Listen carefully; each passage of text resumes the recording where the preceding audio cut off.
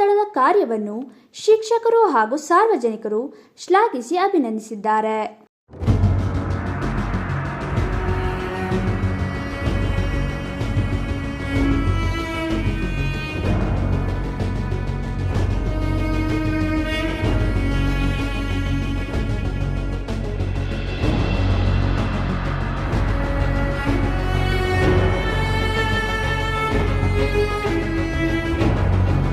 ಹೊಳಗೆ ಜಾರಿದ ಬಾಲಕಿ ಶೃಂಗೇರಿ ಅಗ್ನಿಶಾಮಕ ದಳದಿಂದ ತ್ವರಿತ ಕಾರ್ಯಕ್ರಮ.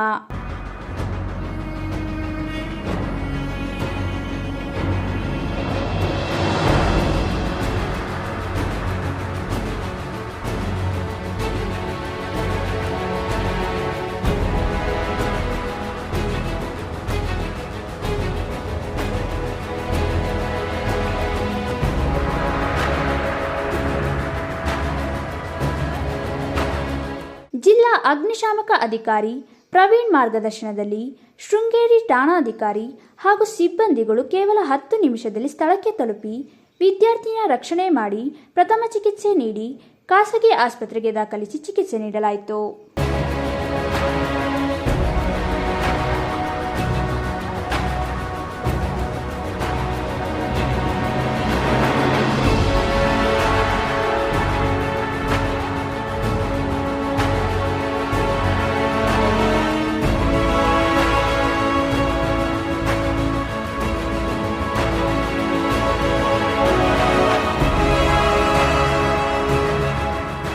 ಅಗ್ನಿಶಾಮಕ ದಳದ ಸಿಬ್ಬಂದಿಗಳು ಪ್ರವಾಸಕ್ಕೆ ಆಗಮಿಸಿದ್ದ ವಿದ್ಯಾರ್ಥಿನಿಯರಿಗೆ ಅಗ್ನಿ ಹಾಗೂ ಅಪಘಾತ ಅವಘಡ ಸಂಭವಿಸಿದಾಗ ತ್ವರಿತವಾಗಿ ಏನು ಮಾಡಬಹುದು ಎಂದು ಅರಿವು ಮೂಡಿಸಿ ತರಬೇತಿ ನೀಡಿದರು.